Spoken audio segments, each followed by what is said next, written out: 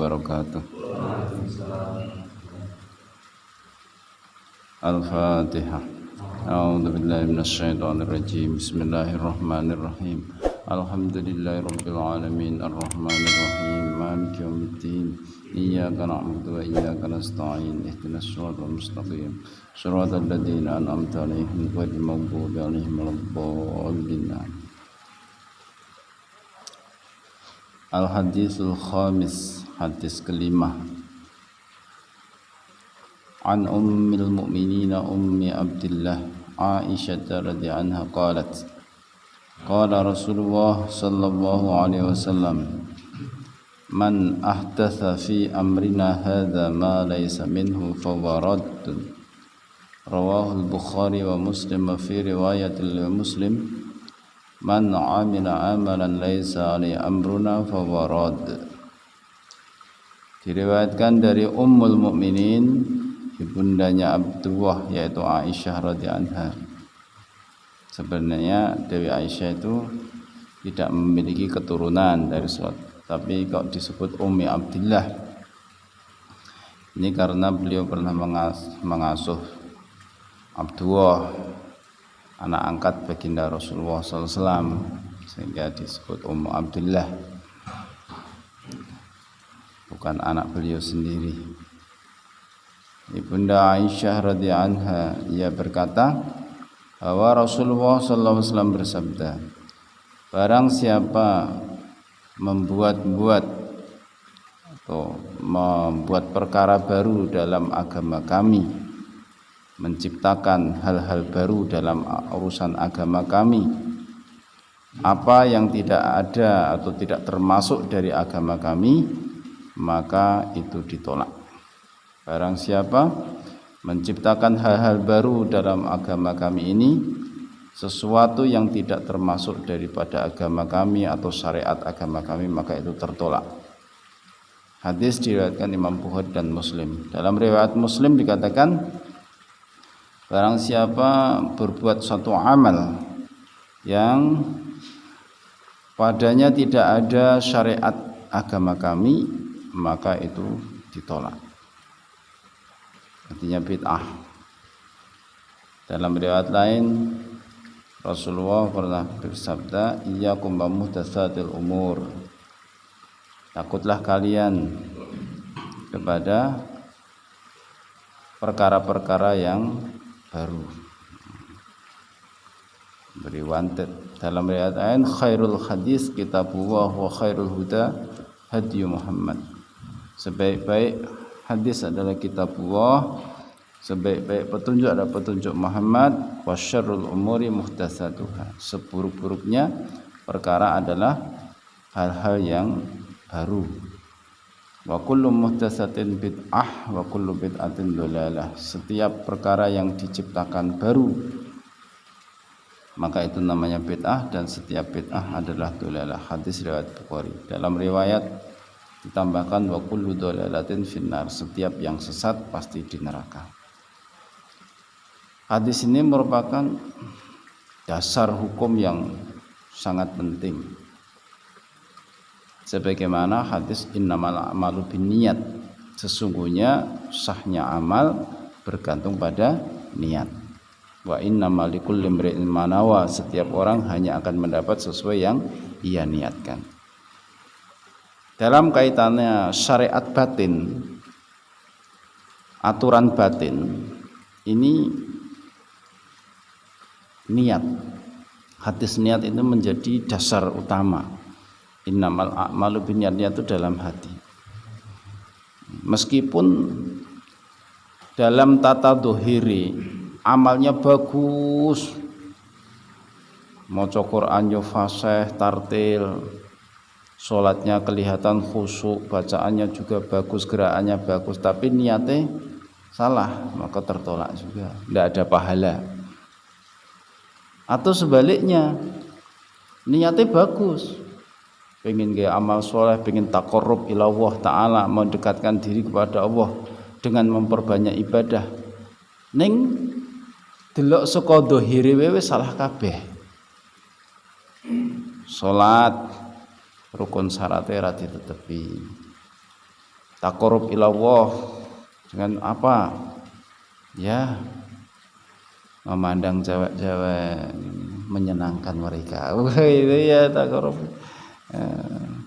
Terus sholat diperbarui dengan cara-cara yang baru misalnya. Ya, taqarrub ilallah dengan cara-cara yang tidak ditunjukkan oleh Allah dan dicontohkan Rasulullah, yaitu tertolak. Karena al-aslu fil ibadah ittiba. Dasar pokok dalam hal ibadah itu ittiba, ikut baginda Nabi sallallahu alaihi wasallam. Ati'ullah wa ati'ur rasul. Taatlah kepada Allah dan taatlah kepada Rasulnya. Allah firmankan, kul in kuntum tuhibbunallaha fattabi'uni yuhibbukumullah. Katakan Muhammad pada umatmu itu, kalau kalian betul-betul mencintai Allah, maka ikutilah aku. Nah, sebagai tolak ukurnya, gambar dohiri dalam kita beribadah, bermuamalah harus mencontoh baginda Rasulullah sallallahu alaihi wasallam. Jadi koyok duit wi ono dua gambar, dua sisi. Satu sisi ono gambare duit tapi dibalik yang lain kok kosong, atau gambare yang tidak disahkan oleh BI, ya ora kepayu. Atau nggih duit ongkone bener tapi gambare ora sesuai yang disahkan, maka ya ora payu. Senajan gambare kethek tapi itu yang disahkan, maka payu. Gambare aktris tapi ora disahne ora payu. Nah, dan harus ada dua sisi. Duit itu ya dua sisi itu. Nanti mau gambarnya satu sisi saja tapi di sisi yang lain tidak ada, itu namanya gambar duit. Jadi harus ada. Begitu juga dalam hal ibadah, dohire kudu bener dhisik. Nah, itu gambarnya bener. Terus secara batiniah niatnya juga benar. Maka dalam Quran juga Allah firmankan, faman kana yarju liqa'a rabbih falyamal 'amalan shalihan wa la yusyrik bi ibadati rabbih ahada. Akhir surat Kahfi. Barang siapa mengharapkan untuk bisa bertemu dengan Rabb-nya, dengan memperoleh janji-janjinya, mendapat ridhonya, mendapat pahala yang dijanjikannya, falyamal amalan sholiha, maka hendaklah dia beramal soleh. Amal soleh itu apa? Mengerjakan perintah Allah sesuai dengan tuntunan baginda Rasulullah sallallahu alaihi wasallam. Berarti kudu yo ndek ilmu, syariate kudu bener dan sebagainya.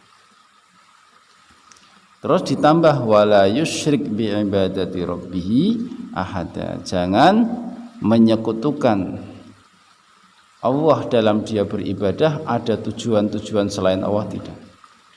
Jadi amalnya secara dohir wis soleh ikut Rasulullah, segi batiniae ora ana tujuan saliyane Gusti Allah. Nah, itu niatnya benar, kaifiatnya juga benar. Jadi perpaduan antara niat yang sahih dengan kaifiat yang sahihah. Kaifiatnya carane tata carane ya sing sahih. Salat subuh kok wah digawe 3 rakaat misalnya direnovasi. Nah, ada inovasi itu wah ya enggak boleh. Jadi harus ittiba. Al-aslu fil ibadah al-ittiba lal ibtida. Aslinya dalam ibadah itu ittiba, derek, tidak mengarang atau menciptakan cara-cara yang baru. Nah, dalam hal kaitannya dengan bid'ah, ini yang dinamakan bid'ah ini jadi sesuatu yang muhdatsat, sesuatu yang diciptakan perkara baru yang tidak ada pada Al-Quran dan Sunnah. Ini ada 2 kriteria, ada yang madzmumah, ada yang mahmudah, ada yang dicela, ada yang dipuji. Yang dicela yang bagaimana? yaitu perkara baru yang menyimpang atau bertentangan dengan nas Al-Quran juga nas dari sunnah Rasulullah SAW, bertentangan, bersimpangan dengan aturan Al-Quran dengan aturan Rasulullah SAW, bertentangan. Seperti misalnya kita mau taqarrub ilallah tapi dengan mendengarkan musik-musik, kita terus goyang-goyang gitu. Itu kan taqarrub yang bagaimana? Terus membaca Al-Quran diiringi dengan musik-musik Al-Quran, ini kan bertentangan. Rasulullah menentang. Taqarrub ilallah dengan sholat tapi dengan cara yang baru, waktunya juga tidak tepat waktu, sholatnya dialih-alih waktune, itu bertentangan dengan Quran, bertentangan dengan syariat baginda Rasulullah SAW. Karena dalam Quran inna sholata kanat alal mu'minina kitabam mauquta, waktu-waktunya sudah ditetapkan, tidak boleh diinovasi, tidak boleh dirubah-rubah. Sekali merubah dengan sengaja maka itu ditolak.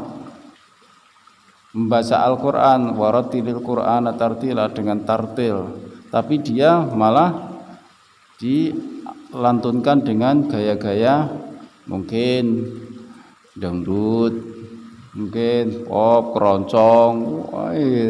Nah itu ya bertentangan, karena Rasulullah sudah memberi warning pada kita, iyyakum walukhuna ahlil isyqi, takutlah kalian dalam membaca Al-Quran ini dengan lagu-lagu atau nada-nada ahli mabuk rindu.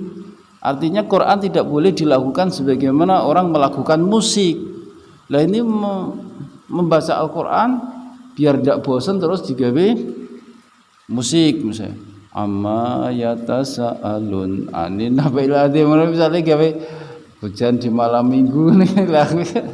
Wah ya ngawur nak kowe ya. Itu bisa malah orang untuk ganjaran, untuk dosa.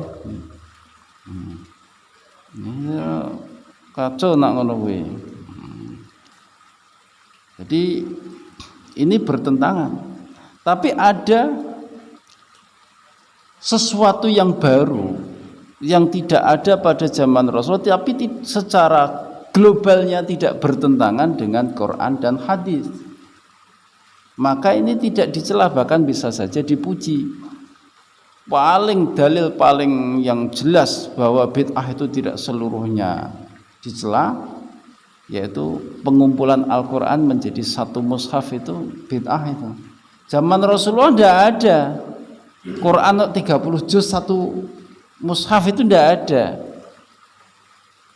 Itu baru ada di zaman Abu Bakar atas ide Sayyidina Umar, kemudian dikumpulkan, lah terus akhirnya dicetak zaman Khalifah Sayyidina Utsman, dijadikan 5, yang satu di Madinah, yang lainnya dikirim di Basrah, di Kufah, di Syam, di Hijaz. Dan selain yang seperti itu suruh dihancurkan Quran supaya umat ini tidak berselisih nanti. Seperti itu. Bahkan syakl atau harokat dalam Al-Quran itu sendiri juga bid'ah. Itu baru diterapkan di zaman-zaman agak akhir gini, karena ada orang membaca Al-Quran itu salah i'rabnya. Harusnya membaca U dijadikan A misalnya, i'rabnya salah, akhirnya salah arti misalnya, salah makna. Nah akhirnya diciptakanlah ilmu nahwu sharaf. Nah para sahabat Arabi rata-rata, sehingga orang harokate ora ono piye-piyene ya iso maca. Tapi karena Quran itu panduan untuk seluruh umat, bukan hanya orang Arab saja tapi orang ajam semuanya. Lah wong ajam ora ngerti no. Islam berkembang di seluruh jazirah ini. Nak ora kei harokat, wong kei harokat itu salah-salah. Wong ku salah kabeh. Nah, itu. Terus titik dalam Al-Qur'an itu dalam titik-titik huruf ada ba, tak, ba kok titik siji ning isor, tak kok titik loro ning dhuwur itu juga bid'ah. Zaman Rasulullah juga ndak ada. Ndak ada itu. Bahkan adanya tanda-tanda wakaf, berhentinya ayat, makra, marka, itu juga bid'ah lagi. Ada wakaf lazim, wakaf jawaz, murakhas dan sebagainya, itu bid'ah juga. Karena nak wong awam khususnya atau orang wong Arab kok ora dikek ngono, blandur ora ngerti titik koma, orang ngerti maknane kok. Wah, ini akhirnya bisa-bisa berhenti tempat yang buruk atau memulai dari tempat yang buruk. Misalnya kok a'udzubillahi minasyaitonirrajim, innallaha faqir. Lah memang ada kata innallaha faqir banget. Allah Taala itu sesungguhnya fakir. Wah, ini malah bahaya kalau begitu. Harusnya waqalatil yahudu Uzairun ibnu Allah, orang Yahudi mengatakan Uzair itu anak Allah. Kita mulainya Uzair ibnu Allah, Uzair itu anaknya Allah. Itu malah salah, setar yang salah. Nah, makanya diciptakanlah tanda-tanda wakaf, itu juga bid'ah. Kayak masalah Quran ini, dalam masalah mushaf itu bid'ahnya banyak pengumpulannya, ada titiknya, harokat bid'ah kabeh. Tapi apakah kanjur itu bid'ah yang mazmumah, dicela, bid'ah sayyi'ah? Ya tidak. Malah itu termasuk bid'ah yang wajibah, bid'ah yang wajib. Karena nak orang ngono, karena tujuannya aja untuk menjaga keutuhan Al-Quran, keasliannya. Kita membaca Al-Quran sebagaimana yang diajarkan oleh Rasulullah kepada para sahabatnya. Lah kita kan ora suhbah karo Rasulullah, ora mendengar secara langsung. Lah nek umpama ora diciptake ilmu nahwu sharaf terus ora ana harokate ngono kuwi, wah, makna dari Al-Qur'an kita akan terselewengkan. Nah, makna-maknanya juga bacaannya bisa amburadul ora karo-karuan. Lho kaya wong bacaan Jawa wae, nek wong Jawa ki umpama maca tulisane wong Jawa ora kei pepet taling tarung ngono kuwi. Karo O itu kan sebenarnya tulisannya sama toh. Karo O itu leren. Loro karo loro iki wis loro ngono kuwi ya padha to iki. Coro karo coro kuwi ya padha tulisane. Cara wong nulis Jawa ki itu ning nak wong Jawa ora usah dikei tanda iki ndak ada apa, karena wis bahasanya. Begitu juga orang Arab, ora kei harokat a i u itu mereka bisa langsung baca. Bahasa dia kok. Tapi Quran itu bukan hudal lil Arab, tapi hudal linnas, petunjuk bagi semua manusia. Lah manusia beda-beda, bangsanya beda-beda, bahasanya berbeda-beda. Maka terus diciptakanlah apa ini? Ilmu nahwu sharaf. Jadi ilmu nahwu sharaf itu sendiri zaman Rasulullah tidak ada. Tapi apa kanjur itu bid'ah yang madmumah? Ya enggak. Karena itu malah satu alat untuk menguak dan menjaga makna Al-Qur'an supaya tidak diselewengkan. Maka malah itu mahmudah dipuji dan sara.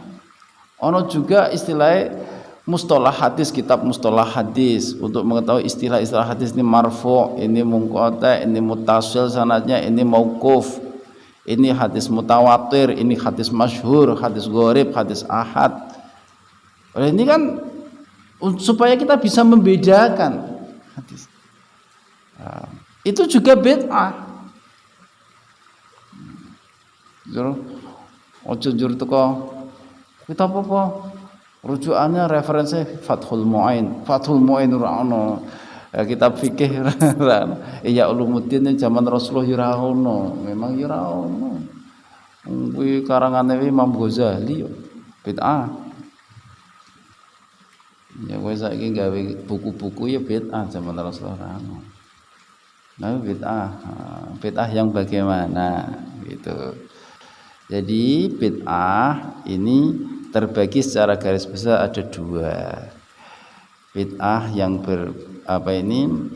madmumah, ada bid'ah yang mahmudah. Istilah lain bid'ah sayyi'ah, ada bid'ah hasanah.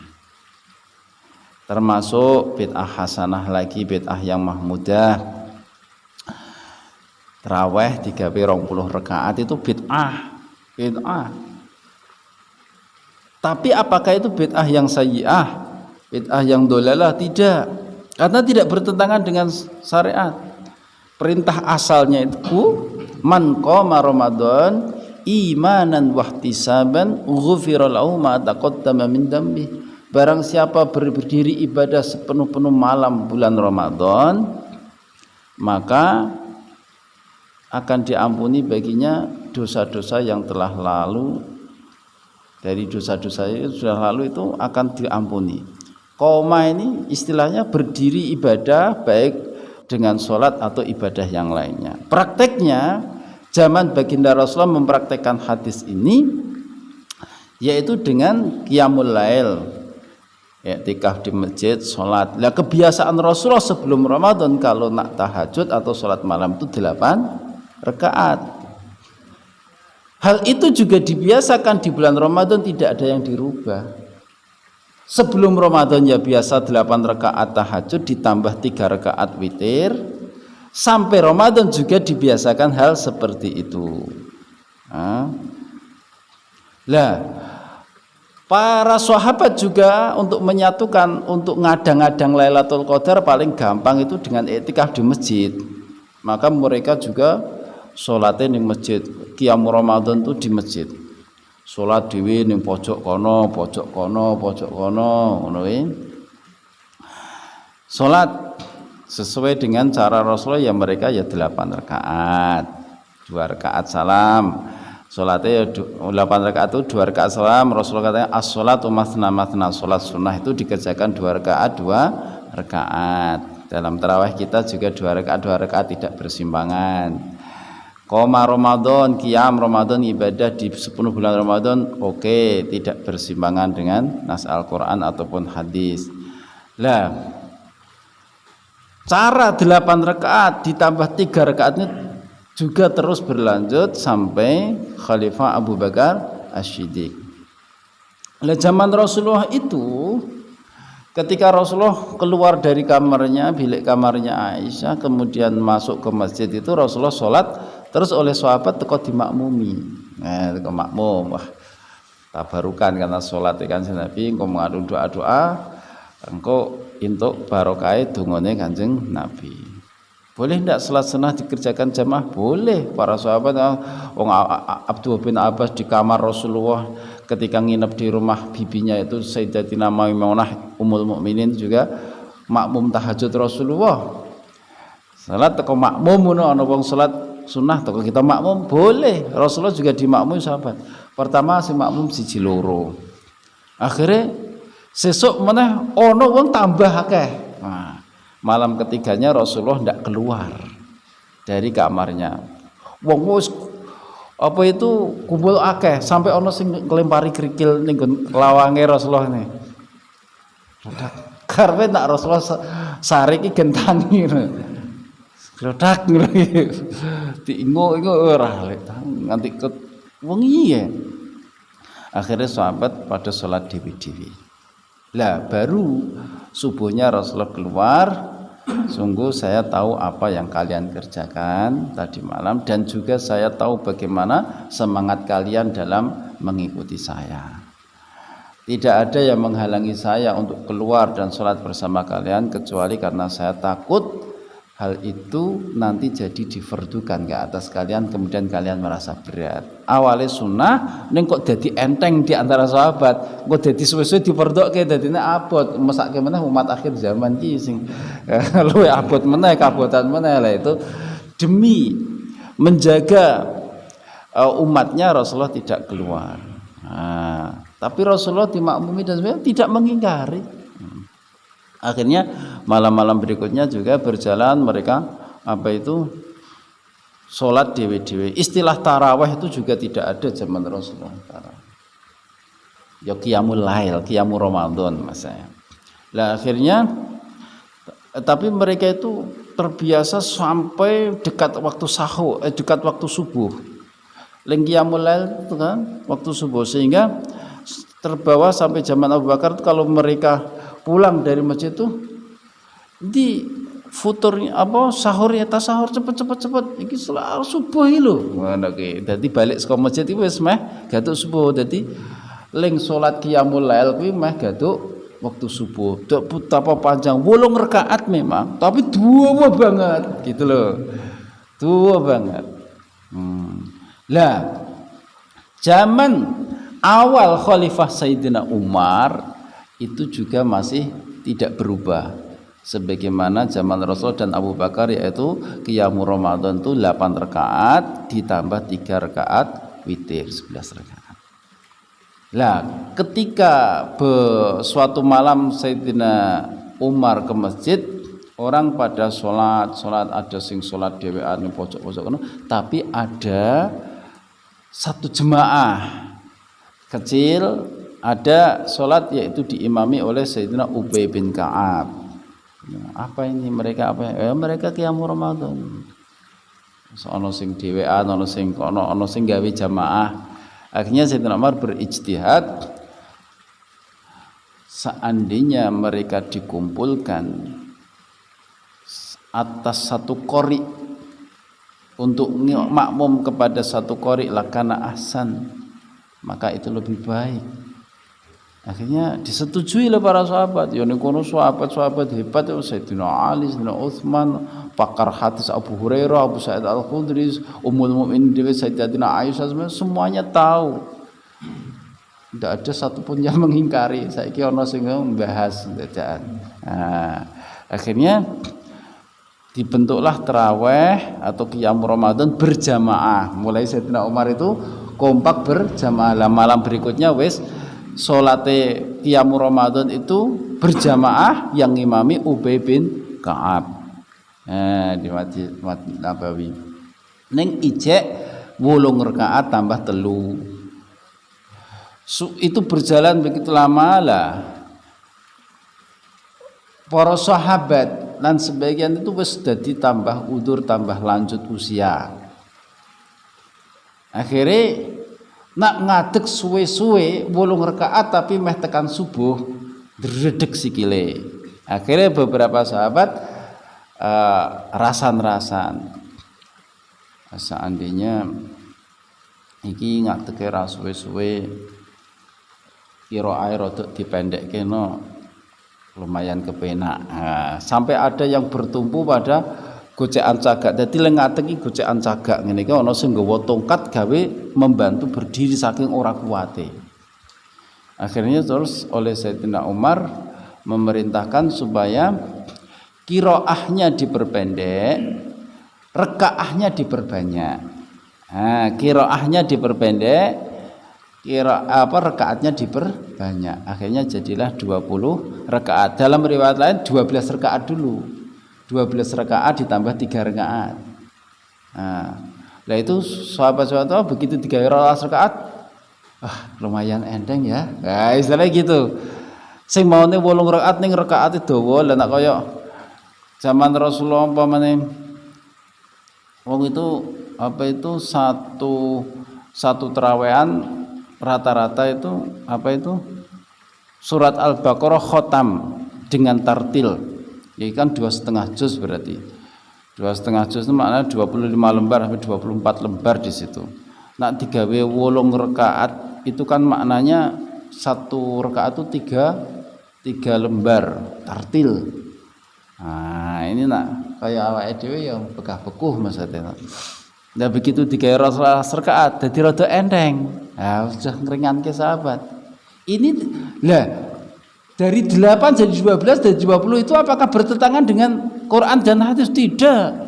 Karena Rasulullah sendiri juga ngandarake idza shalla ahadukum binnas falyukhaffif. Nak sampeyan itu salat ngimami menungso, ngimami orang maka ringankan. Fa inna fihi dhaifan. Karena di dalam jamaah itu ada orang yang lemah. Terus ada yang sakit, ada yang tua, ada juga orang yang sedang sibuk. Tapi ketika sholat sendirian maka silahkan kamu perpanjang semampu kamu. Nah, ini kan sholat maunya dewe-dewe terus ada jamaah. Begitu jamaah ya harus delok kemaslahatannya jamaah. Nak pas sholat qiyamul Ramadan dewe-dewe ya terserah sak mampu-mampune. Tapi sekarang ini dibentuk jamaah ya harus mempertimbangkan yang lainnya. Akhirnya sholatnya tetap meh gaduk waktu subuh, hanya saja rakaatnya diperbanyak, bacaannya dipendek. Tujuannya supaya berdirinya tidak terlalu lama. Jadi iso rada lerene iki sering-sering leren. Ya saiki nak kaya ade upacara iki suwe-suwene pira Pak Joko nak mimpin upacara kae. Upacara bendera kan ngono ki semono lah nak iki kok upacara bendera misalnya bakdo isak tekan meh waktu subuh ki kira-kira piye ngono lho. Anggledak to iki. Ya. Nah itu lah mulakno terus rakaatnya yang diperbanyak. Nah, tapi tilawahnya yang diperpendek. Itu sudah mengandung keringanan. Nah, saiki ora kabeh iso 8 rakaat pendek kabeh. Lah kuwi kan wis bid'ah kabeh jane malahan. Ora pas kabeh ya. Itu ya. Jane asale ngono. Terus lah itu kan tidak bertentangan. Terus Sayyidina Umar nikmatil bid'ah hadihi. Sebaik-baik bid'ah itu ya iki salat qiyamul Ramadan berjamaah digawe 20 rakaat tambah 3 rakaat. Sayyidina Umar mengatakan nikmatil bid'ah. Ini sebaik-baik bid'ah. Mengaku itu adalah bid'ah. Tidak ada zaman Rasul dan Abu Bakar. Tapi bukan berarti itu bertentangan dengan Quran dan Sunnah, gitu loh. Jadi ada tujuan-tujuan tertentu yang di situ memang berdasarkan kitab dan Sunnah. Kayak meringankan sholat bagi makmum karena dalam makmum itu wongnya beda-beda, kekuatannya beda-beda, keadaan berbeda-beda, itu juga ada perintah di situ. Nah, terus makanya terus nak ning Madinah ditambahi meneh Pak. Zaman Khalifah Yazid bin Marwan sama Sayyidina Zubair itu di Madinah waktu itu juga 20 rakaat ditambah 3 rakaat setelah. Tapi zaman Khalifah Yazid sama juga Khalifah waktu itu Sayyidina Zubair itu ada lagi yang masih ora kuat nenggon 20 tambah 3 ora kuat. Akhirnya digawe 36 Pak di Madinah. Yang sampai sekarang itu kalau di Madinah nak tarawih 36 tambah 3 sampai sekarang. Jadi tujuannya qiyamul Ramadan, menghidupkan malam-malam Ramadan dengan sholat. Masalah adat rakaat, bilangan rakaat tidak dibatasi sebenarnya. Nah ini nak Mekah tetap menggunakan 20 ditambah 3. Nah nak Madinah tekan saiki 36 tambah 3. Nah, itu 39 nak tarawih ning Madinah ya Masjid Nabawi 36 rakaat. Nah, golek sing 8 rakaat malah ra ono ning kono. Ketenan. Ra ono. Lah ngono lho dadi ngerti kronologisnya. Jadi bid'ah itu ora kabeh madmumah, ora kabeh dicacat, tapi ana sing gitu.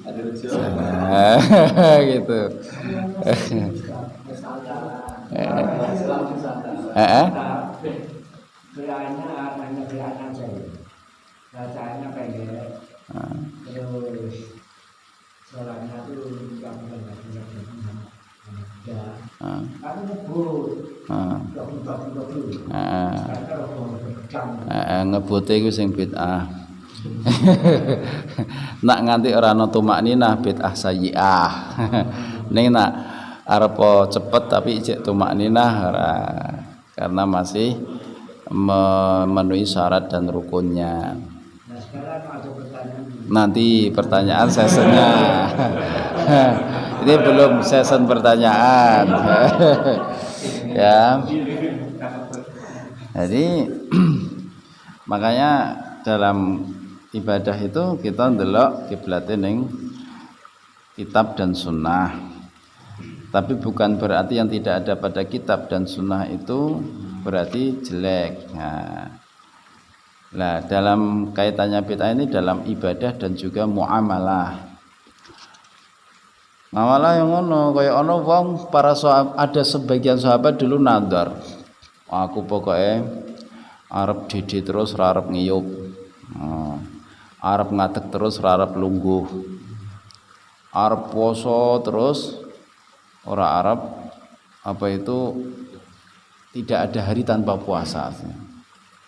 Akhirnya pas ana Jumatan niku kok ning jaba masjid lek didi ngono kae. Ngadeg ngono ki kroe khutbah. Rasulullah tanya, "Itu siapa?" "Loh kenapa kok dia berdiri?" Dia berjanji bersumpah akan berdiri terus, tidak akan duduk, akan berjemur terus, tidak akan berteduh, dan dia akan puasa sepanjang hidup. Allah itu tidak membutuhkan kepayahan kalian seperti itu. Dalam Taqarrub suruh dia menyempurnakan puasanya, tapi suruh melanggar sumpahnya akan berdiri terus, tidak akan duduk, akan berjemur terus, tidak akan berteduh. Akhirnya suruh duduk dan suruh berteduh. Jadi ketika bersumpah tapi ada sesuatu lain yang lebih baik daripada itu, malah sunai kon nglanggar sumpahe terus bayar kafarah.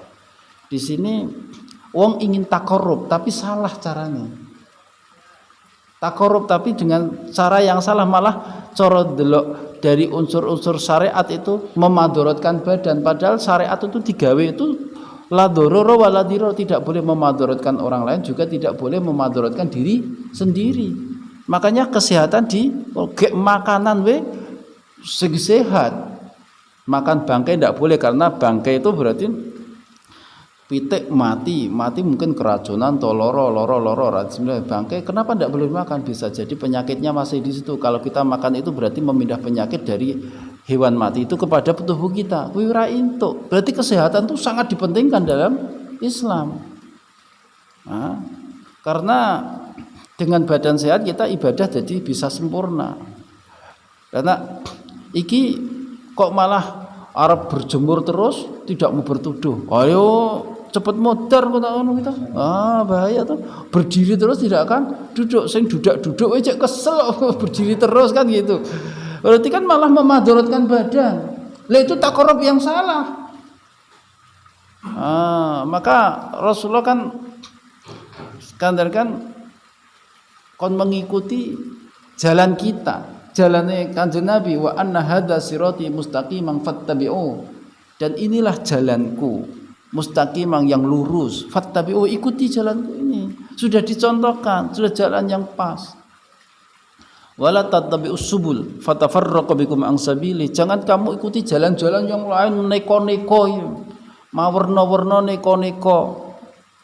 Nanti malah kalian terpisah-pisah, tercerai-berai, jauh dari jalan yang lurus. Ada model-model ki madul-madul. Itu sing model-model ki madul-madul. Ibadah di model inovasi. Madul-madul ora karu-karuan. Makanya ikut jalan yang lurus. Terus lah hukumnya gawe-gawe inovasi dalam syariat.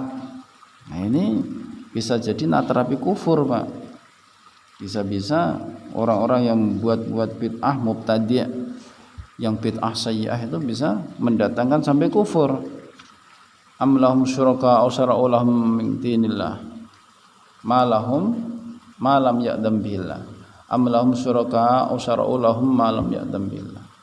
Apakah mereka punya sekutu-sekutu yang membuat syariat, mengarang-arang syariat sesuatu yang tidak diizinkan oleh Allah, gawe-gawe sesuatu yang tidak diizinkan oleh Allah, bertentangan dengan syariat yang ditetapkan oleh Allah dan Rasulnya.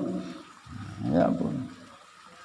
Di sini dicontohkan wa mithalu dzalik ayataqarraba ila Allah bisima'il aghani. Contoh dari bid'ah yang sayyi'ah, buruk, yaitu mendekatkan diri kepada Allah dengan mendengarkan lagu-lagu sambil joget, au biruqa sambil joget-joget dansa. Tujuannya taqarrub ila au binadri ila wujuhin nisa, memandang, menatap wajah wanita-wanita bukan mahramnya. Menyenangkan orang lain, sedekah katanya. Oh ya itu salah. Kayak norondo kesepian turu dhewe. Iya ya. Mesake. Terus dikancani ngene Pak ya ku yo masyaallah kan. Idkhalus surur sedekah. Menyenangkan memasukkan kebahagiaan itu kan sedekah. Ya, sedekah papate salah ngono ya. Kasus. Nah, itu terus cara dhewe apa itu gawe sajen-sajen ning papatan kali tujuannya iki anu danyang-danyange kene sing nunggu sing mbau reksa kampung kene. Lah itu sing mbau reksa sapa? Rabbul alamin Allah taala. Ana mbah sapa iso mbau reksa kok mati mbau reksa. Itu kan syirik di situ. Maka anak saiki koyo tahlilan barang maca dene bid'ah ora to iki. Ya. Kita lihat ini belajar melihat supaya kita berpikirnya itu benar gitu. Tahlilan ki apa to Yasin tahlil to. Jal maca Yasin itu kalau dilihat dari perintah dasar membaca Al-Qur'an. Banyak hadis menegaskan tentang keutamaan membaca Al-Quran dan juga surat-surat tertentu. Ada enggak? Bahkan surat tertentu, surat Yasin seringkali disebut fadilah surat Yasin, man qara'a Yasin awalan nahar, qudiyat hawaijuhu wisairil yaum. Siapa membaca Yasin di awal hari maka hajatnya tertunaikan. Barang apabila dikatakan surat Yasin ini dan surat Toha telah dibacakan oleh Allah Ta'ala 1000 tahun sebelum Allah ciptakan langit dan bumi. Dan di situ para malaikat mengatakan alangkah beruntungnya umat yang surat ini diturunkan ke atas mereka. Dan Rasulullah juga katakan, aku sangat berkeinginan Yasin ini, surat ini ada di hati-hati umatku, artinya diapalke, ora mung diwaca nek iso pun apal. Nah, jadi surat Yasin nak diwacake ning atase wong sing sakarat ihtidor, ya arep digampangke matine. Nah, nak ana kewan ilang atau barang ilang diwacake engko arep ditemokake utawa diparingi gantine. Nak tersesat jalan maca Yasin arep mendapat petunjuk jalan. Banyak loh hadis tentang itu. Berarti maca surat Yasin itu secara garis besar itu tidak bertentangan dengan syariat. Tahlil, katakan tahlil sebenarnya ora tahlil tok ya ono sholawat, ono tasbih dan sebagainya. Nah, karena lebih banyaknya bilangan biasanya itulah tahlil la ilaha illallahnya yang banyak, maka disebut tahlil. Nah, dikir-dikir itu yang ma'tsur itu ya tasbihat. Rasulullah ngajarkan subhanallah wa bihamdihi subhanallahil azim. Ini bahkan ibadah kabeh makhluk nganggo kuwi. Ibadah kabeh makhluk, dengan itulah Allah memberi makan mereka, rezeki mereka. Bahkan Imam Bukhari mengkhatami kitab Bukharinya dengan hadis itu, kalimatani khafifatani 'alal lisan thaqilatani fil mizan habibatani ilar rahman subhanallah wa bihamdihi subhanallahil azim. Kuwi khatamane Imam Bukhari aja ngarang kitab Sahih Bukhari itu khatamane hadis kuwi. Berarti dalam tahlilan ya ana tauhid subhanallah wa bihamdi subhanallahil azim ya ana, berarti bertentangan ndak? La ilaha illallah wa afdhalu dzikri la ilaha illallah. Sampai Nabi saya, oh saya ingin zikir khusus. Hadiahkan saya ke la ilaha illallah. Pengen nek niki la ilaha illallah kabeh do ngamalke. Kula pengen sing khusus. Oh. Usah seandainya 7 lapis langit, 7 lapis bumi diletakkan satu piring timbangan, la ilaha illallah diletakkan di timbangan lain, mesti la ilaha illallah ini Arab ngalahake. Berarti la ilaha illallah itu penting. Nah. Terus ono istighfar, fastaghfiru rabbakum innahu kana ghaffara. Beristighfarlah kalian kepada Rabb kalian. Istighfar ono perintahe. Bahkan Rasulullah dalam hadis man lazamul istighfar ja'alallahu li kulli dzikin makhrajan. Barang siapa nglanggengake ngakeh-ngakeh istighfar, Allah akan menjadikan setiap kesempitan ada jalan keluar dan seterusnya. Berarti perintah. Terus sholawat, perintah dalam Quran jelas. Ya ayyuhalladzina amanu shollu alaihi wa sallimu taslima. Berarti sholawat yo. Terus dalam apa ini hadis Nabi man shalla alayya marratan sallallahu alaihi asra marrat. Barang siapa bersolawat ke atasku satu kali, Allah akan bersolawat ke atasnya, artinya memberikan maghfirah kepadanya 10 kali maghfirah. Wah, berarti orang menyimpang tuh. Jadi kumpulan Yasin Tahlil itu kumpulan amalan yaitu ayat-ayat Quran tertentu awal Baqarah itu juga penting, awal dan akhirnya Baqarah. Awal Baqarah sampai Humul Muflihun tambah ayat kursi, tambah akhir dari surat Baqarah ada hadis-hadis tertentu. Jadi amanah Rasul sampai rahmatika ya arhamar rahimin itu ada hadis tertentu yang sahih. Jadi ulama kita nyusun kuwi mengumpulkan surat-surat tertentu dan ayat-ayat khusus yang sesuai dengan hadis-hadis Rasulullah karena memiliki keutamaan tertentu. Dikir-dikirnya juga disusun dikir khusus. Jadi Quran dhisik gek dikir karena mendahulukan Quran daripada dikir yang lain. Quranan dhisik, kul hu dhisik, kul a'udzu falaq, kul a'udzu nas, balik ni Al-Baqarah sampai akhirnya gek ditambah dikir-dikir lain dari sholawat, tahlil dan sebagainya. Nah, ini mana yang bertentangan jiran? Perintah dzikir udkur wa dzikron katsira, mana? Perintah baca Quran ada. Mana yang menyimpang? Tidak ada. Lah masalah itu dihadiahkan kepada si mayit atau orang-orang, ada hadis. Dikiaskan, ya Rasulullah, ibu saya belum berhaji dan sekarang sudah meninggal, afa ahajju anha. Bolehlah saya berhaji atas nama dia, boleh. Ini ngajek ke wong sing wis mati, ganjarane tekan sing mati. Terus ada lagi ya Rasulullah, ibu saya itu dulu punya harta gini-gini, tapi sekarang sudah meninggal. Saya tahu seandainya dia hidup pasti dia akan memberikan ini dan ini. Apakah seandainya saya bersedekah atas nama dia akan sampai? Iya. Berarti sedekah. Berarti dari itu dikiaskan amal-amal lain pun seperti itu. Berarti nak ada maca Quran dihadiahkeun ning mayit sampai kias. Maka saya Ahlus Sunnah wal Jamaah menggunakan 4 dasar hukum: kitab, sunnah, ijma' dan qiyas. Ijma', ora ono ijma'. Jajal salat 5 waktu itu ijma' apa ora? Mana ada perintah dalam Quran itu hanya hafidhu 'alas sholawati was sholatil wusta wa qumu lillahi qanitin.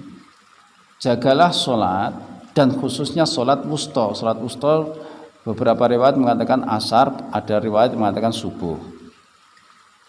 Kan sholawat gitu, tidak hafidhu khamsas sholawat, jagalah 5 sholat, tidak ada.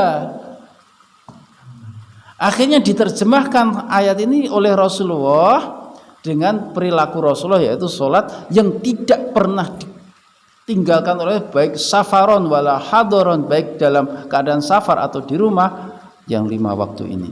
Kalau yang lain itu ada kalanya Rasulullah mengerjakan, ada kalanya tidak. Kalau ada kalanya dikerjakan, ada kalanya tidak, itu menandakan itu tidak wajib. Yang selalu dikerjakan baik dalam keadaan apapun, itu berarti menandakan hal itu wajib. Nah, dari seluruh aktivitas sepanjang hidup Rasulullah yang tidak pernah ditinggalkan ada sholat 5 waktu itu, yang subuh, duhur, asar, maghrib, dan isya. Nah, berarti sholat 5 waktu yang dikehendaki yang itu. Lah itu ijma ulama, bukan hadis Rasulullah sallallahu alaihi wasallam. Ijma itu. Qiyas. Qiyas menyamakan hukum dengan mantuk beh. Jadi dari mantuk itu apa yang diucapkan oleh Quran ataupun hadis, dan diambil dari mafhumnya.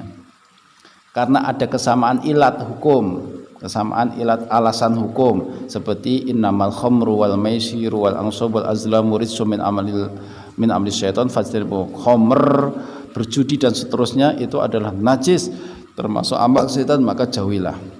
Perintah menjauhi khamr, penegasan bahwa khamr itu haram. Lah khamr dikatakan khamr, aslinya khamr itu aslinya ya es jus. Mau jus anggur, kok jus kurma gitu. Cuma diniatkan untuk didiamkan untuk waktu berapa lama sehingga ngegas. Mengeluarkan alkohol, ngegas, diamkan, ditutup, nanti nak wis ngono, wah semakin tua khamr itu semakin mahal, semakin cara diombe sak cendoke jengking ngono misalnya itu. Lah, disebut nama khamr itu, khamr bahasa Arab itu dari kata khimar, pakai kha, itu tutup. Melakno kudung kuwi khimar. Padahal nak khimar keledai kha. Khimar itu khamr, lah itu tutup. Lah karena nutupi akal sehingga bar ngombe langsung akalin tertutup, ora iso berpikir dengan yang baik, ngomongnya gelanjur dan tidak paham, maka disebut khamr karena litakhammurihi, karena menutupinya terhadap akal manusia. Maka disebut khamr. Lah saiki nak khamri zaman Arab memang kok ora ono heroin, puto, sabu-sabu, pil koplo, ya kuwi ora ono kabeh. Ganja bahkan yang Arab ya ora tukul ning kono, masalahe ora iso nyirami, nganane ning Aceh. Lah kok njur kuwi halal, ora ono ning Quran, digolekno ning Quran ki wal hasyish ganja. Ngono kuwi jan ning hadis ya ora ono. Sabu-sabu pil koplo iki ning Quran dan hadis ora ono, whisky ngono ya ora ono. Tapi apakah jur dadi halal karena ora ono? Sing penting ora ono sing ngaramke ning Quran karo hadis ya halal. Ngono ya payah nak ngono. Maka dikiaskan khamr itu diharamke iki napa? Maka nak sadurunge dadi khamr itu namanya apa? Blendi cara anu ki nabiz. Nabiz itu persan anggur kurma tapi niatnya ora digawe khamr. Pernah Rasulullah disuguhi persan anggur, persan kurma, wis dijusno cara saiki di blender. Hari ini diminum, besok masih ada diminum lagi. Besok hari ketiga diminum lagi. Begitu mau hari keempat kok ada iskar, ada ngegas akeh, maka Rasul buang sisanya. Karena wis dadi khamr. Padahal asalnya itu sesuatu yang halal, unsur yang halal. Hari pertama Rasul minum, hari kedua masih minum, hari ketiga minum, hari keempatnya masih ada sisa, buang. Karena jadi khamr. Gitu loh. Meskipun niatke gawe khamr tapi kan jadi khamr, jelas kan gitu. Nah, ilatnya kenapa diharamkan karena jadi khamr dan nanti menutupi akal, padahal syariat agama menyuruh kita untuk memelihara akal. Ngrusak lah saiki koyok ganja atau semacamnya itu kira-kira peranannya seperti itu apa tidak? Lah kalau apapun itu kok merusak akal dan sebagainya, ya maka ora kena tuh ya. Meskipun tidak tersebut dalam Quran dan Sunnah tapi dikiasno karena ada kesamaan hukum dan kesamaan kondisi. Fungsi khamr sebagaimana arak tadi itu ndetekke ngene-ngene, lah koyok ganja pokoknya semacam apapun narkoba itu ternyata juga punya peranan yang seperti itu, maka juga haram itu. Kabeh disebutke Qur'ane ra 30 juz meneh. Nah, itu. Terus makanan-makanan juga begitu. Jadi ada di kiasno lan kabeh disebutke dadi kitab kebun binatang. Nah, gitu. Jadinya awake dhewe kena bedakake iki bid'ah ya memang bid'ah. Kitab fikih kaya Fathul Mu'in, Fathul Wahhab, kitab Ihya Ulumuddin, kitab tasawuf maneka warna ribuan macam kitab itu bid'ah zaman Rasulullah ra ono. Ning apakah itu bertentangan dengan Quran? Itu ngoceki isine Quran lan hadis. Memahami Quran dan hadis itu tidak mudah. Maka terus dijabarkan oleh kitab tasawuf jika ayat-ayat iki hadis ini didadekke sak kitab sendiri. Quran itu ibarat lautan yang tak ada tepinya.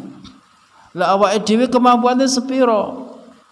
Nah, maka oleh para ulama yang sedemikian hebat-hebat punya kemumpunian untuk menggali menguak kandungan Al-Quran, maka ada kitab itu 2 jilid lebih tebal dari ini, itu pun 2 jilid, hanya tafsirnya iyyaka na'budu wa iyyaka nasta'in, 1 ayat itu. Tafsir iyyaka na'budu wa iyyaka nasta'in itu jadi 2 jilid semeniki Pak. Wah dhewe apal nak 7 ayat Fatihah, ora apal rasa salate masalah. Ning ora mudeng. Sayyidina Ali katakan umpama aku gelem, aku iso nulis kitab tafsir Fatihah sing ning kono kuwi nak umpama unta 40 nggawa tafsir kuwi kabotan. Sayyidina Ali ya. Nak gelem nulis tafsir Fatihah kuwi tok. Kuwi digawa tafsir iki nak unta iki nak karo Gojek kan ya menang unta to jenenge daya muatnya to Pak. Kuwi nak nggawa tafsir Fatihah 40 unta kabotan to Pak. Kaya apa ilmune. Lah makanya dijabarkan. Lah kok berpegang pada Quran tapi orang ngerti maknane yo ora iso. Nyekeli Quran gampang tapi berpegang pada Al-Quran itu tidak mudah. Nak nyekeli Quran gampang sapa iso. Berpegang itu yang susah. Nah, maka harus paham. Nah, itu ya bid'ah. Kitab-kitab seperti itu bid'ah ndak ada. Bahkan kitab dijilid ngene iki. Ning ya. Lah termasuk bid'ah yang disitu kaitannya dengan hal duniawi itu mubahah. Kayak ngomong nggo mikrofon zaman Rasulullah ya ono. Khutbah nggo mikrofon ini tidak ada. Khutbah ning Arafah di hadapan 124.000 sahabat yo ora ono mikrofon, ora ono salon dipasani, ora ono sound system ki ora ono. Tapi krungu kabeh. Lah awake dhewe wah ora nggo mikrofon ngomong apa, ngomong kok ngentut kayak ora ngerti, Pak. Nah, itu terus nggo mikrofon ini apakah njur bid'ah sing dolalah? Ya ora. Kan ngono lho. Terus pakaian awake dhewe ngene iki ana bathik, ana sing resletinge zaman Rasul ndi ana sing resleting sahabat iki. Ngono. Ya sahabat ki nggo resleting pira ya kantonge pira Abu Bakar iki nak nggo kathok iki ana kantong buri barang ora lah. Apa njur nak ngono kuwi kan ora kena. Ya kena. Nah, itu kaitannya dengan hal dunia. Padahal kembali kepada perintah dasar kita suruh menutupi aurat. Selagi bisa menutupi aurat, oke, sesuai syarat. Ini nutupi aurat tapi kok orang nutupi warna lan bentuke, itu bertentangan dengan sama. Masuk dalam jebakan hadis ma'ilah mumilah. Condong mencondongkan artinya lenggak-lenggok menggiurkan. Pakaian ya tertutup tapi press body. Wadatno ini lha kuwi yo nutupi warnane ning urung nutupi bentuke. Berarti urung syar'i, tutup aurat tapi tidak syar'i. Nah, itu. Itu gedobrohan tapi transparan ketok wah piye tembus pandang ya ora syar'i.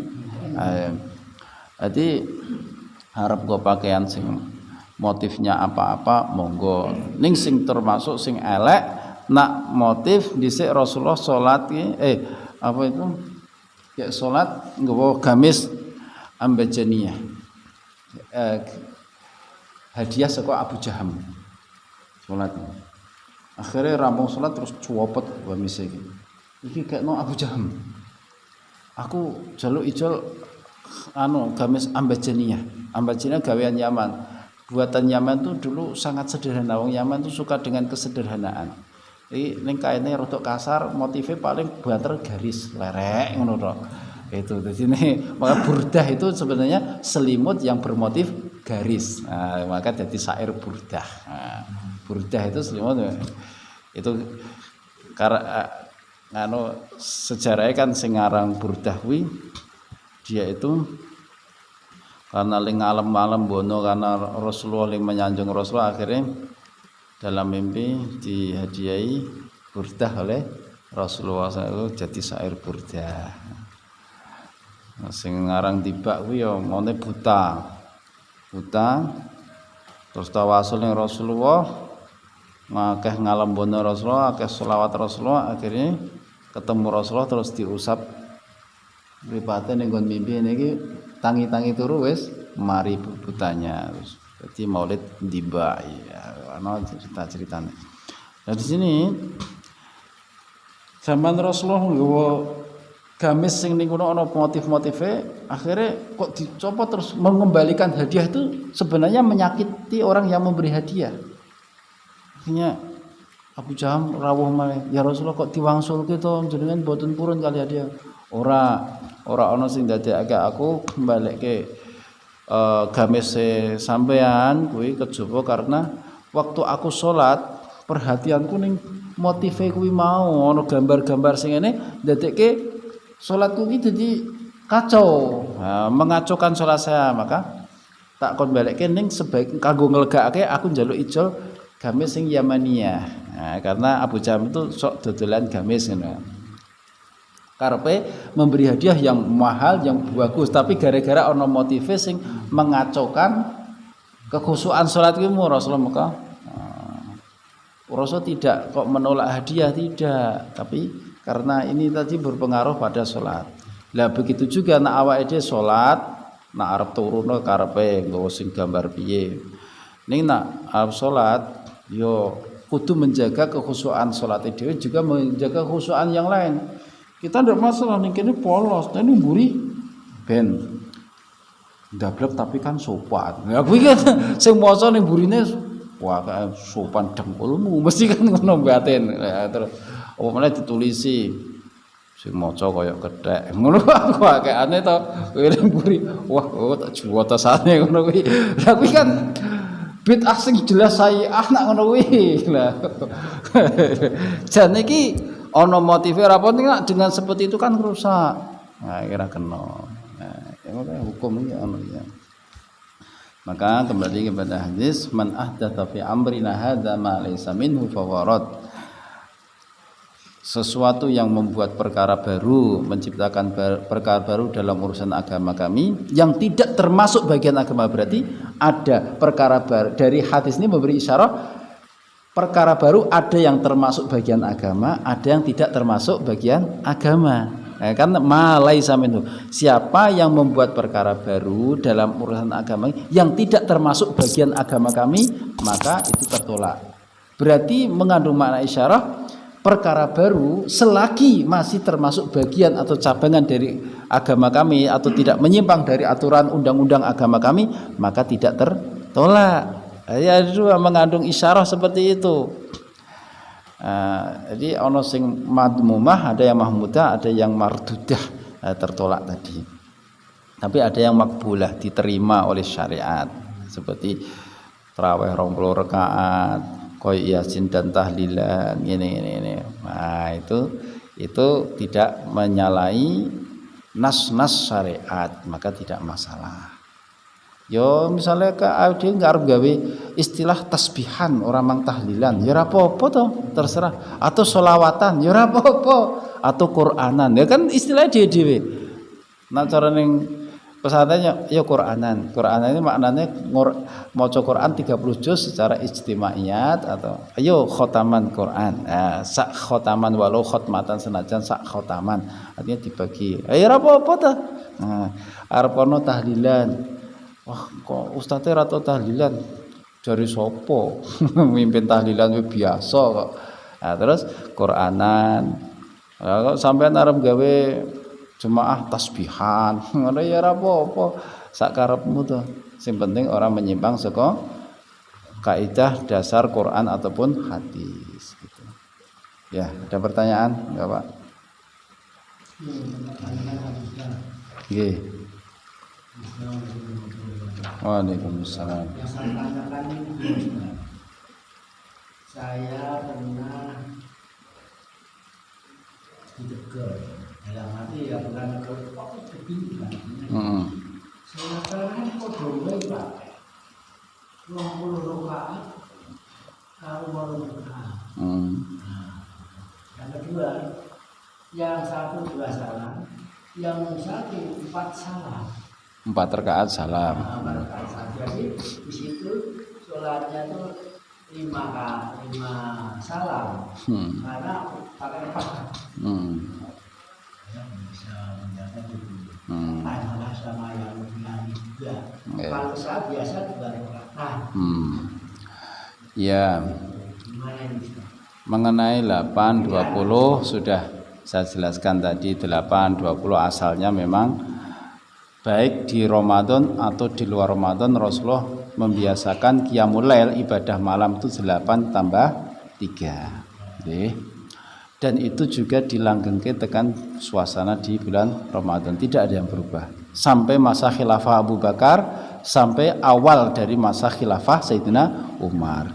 Adapun terus Sayyidina Umar berijtihad terus digawe 20 rakaat karena alasan tadi, karena ada beberapa makmum yang tidak kuat berdiri untuk lama, dan Rasulullah sendiri juga sudah memberi pesan dulu, peganglah sunnahku dan sunnah khulafaur rasyidin al-mahdiyyin min ba'di, yang sunnahnya atau contohnya khulafaur rasyidin yaitu Abu Bakar, Umar, Utsman dan Ali setelah kematianku ini. Nah, ini berarti ijtihad Sayyidina Umar tidak bisa ditentang. Maka sahabat-sahabat ahli ilmu, pakar hadis, penghafal Quran dan semua pun yang dalam ilmunya tidak mengingkari, berarti nak saiki ana sing ngingkari lo, berarti lebih pintar daripada sahabat. Ngingkari nyala lagi. Seperti itu. Jadi harus tahu kronologinya. Sayyidina Umar tidak menyimpang dari Quran dan Sunnah karena ijtihadnya tadi ada perintah Rasul, ketika kamu mengimami orang-orang maka ringankanlah. Ringankanlah karena dalam diri jamaah itu ada yang lemah, ada yang sakit, ada yang sibuk, ada yang begini dan sebagainya. Nah, termasuk bagian meringankan itu tidak harus apa itu dipotong durasi waktunya, tidak. Termasuk bagian meringankan tuh sing mau rakaate dawa, ngadeke suwe, digawe pendek rakaatnya tapi lebih banyak. Nah, itu sudah termasuk ngaso. Cara awake dhewe ya lari, jak lari ngono e, engko let sedilok leren mlaku. Lari, jarak tempuhnya mungkin sama. Sama kita mau lari 10 kilo tapi iki lari terus. Ya nak sing kuat. Ning ana sing lari campur mlaku, itu sudah termasuk ringan. Ning 10 kilo juga. Nah, gitu loh maksudnya. Nah, termasuk di sini meh tekan subuh juga, tapi rakaatnya diperbanyak, qiyamnya diperpendek. Lah itu sudah termasuk meringankan. Lah itu juga sesuai dengan perintah Rasulullah sallallahu alaihi wasallam. Nah, bahkan umpama sampean tarawih dhewe kok arep digawe 8 rakaat tekan sahur ya ora apa-apa.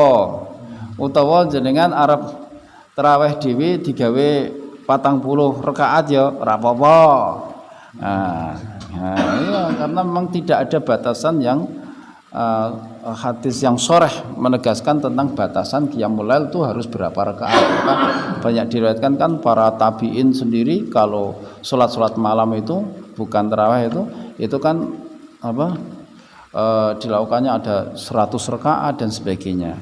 Lah tarawih berjamaah itu juga ijtihad Sayyidina Umar sehingga menjadi sunnah. Karena dari zaman Khalifah Sayyidina Umar tarawih dilakukan berjamaah, maka sekarang termasuk kita tarawih berjamaah itu bid'ah, tapi bid'ah yang hasanah. Jadi itu. Nah terus nak masalah sing 4 rakaat salam, 2 rakaat salam, memang ada hadis yang di situ riwayat ada meriwayatkan 4 rakaat dalam kitab Muwatta dan juga Bukhari. Itu ada 4 rakaat. Jadi link riwayatnya nih 4 3 bahasanya gitu. Di situ dipahami bahwa berarti Rasulullah sholat 4 rakaat baru salam, 4 rakaat lagi salam, terus kemudian 3 rakaat salam. Dibahas oleh para pakar ahli hadis, disatukan dengan hadis-hadis yang lain. Hadis yang lain itu mengatakan as-sholatu masna.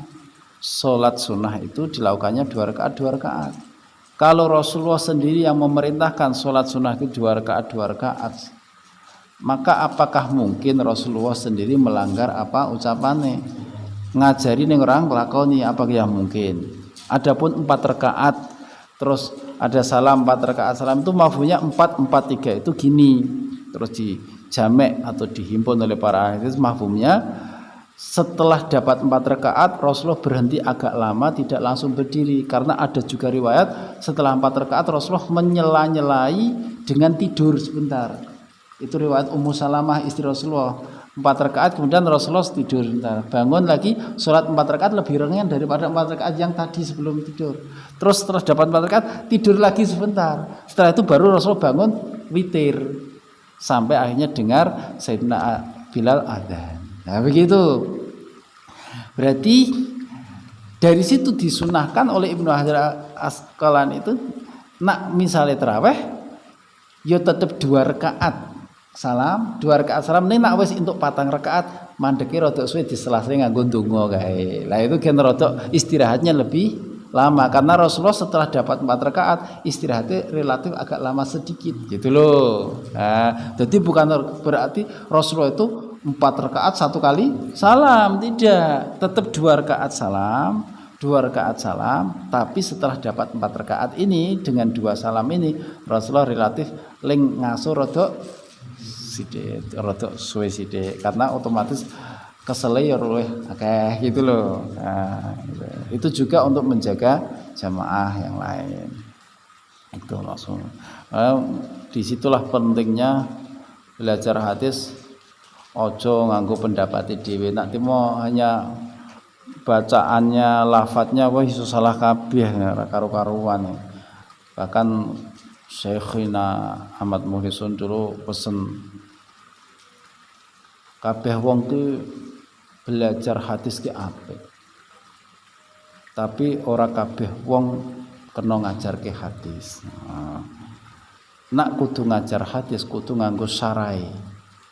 Penjabaran kitab yang sudah dijelaskan oleh para ulama yang sanadnya mutasil sampai Rasulullah dan tidak menyalahi kaidah-kaidah. Nah, supaya kita tidak terjebak dengan hadis man fassaral Quran bi ra'yi falyatabawa atau minan nar, siapa mentafsir Quran dengan pendapatnya sendiri maka siap-siap tempatnya di neraka.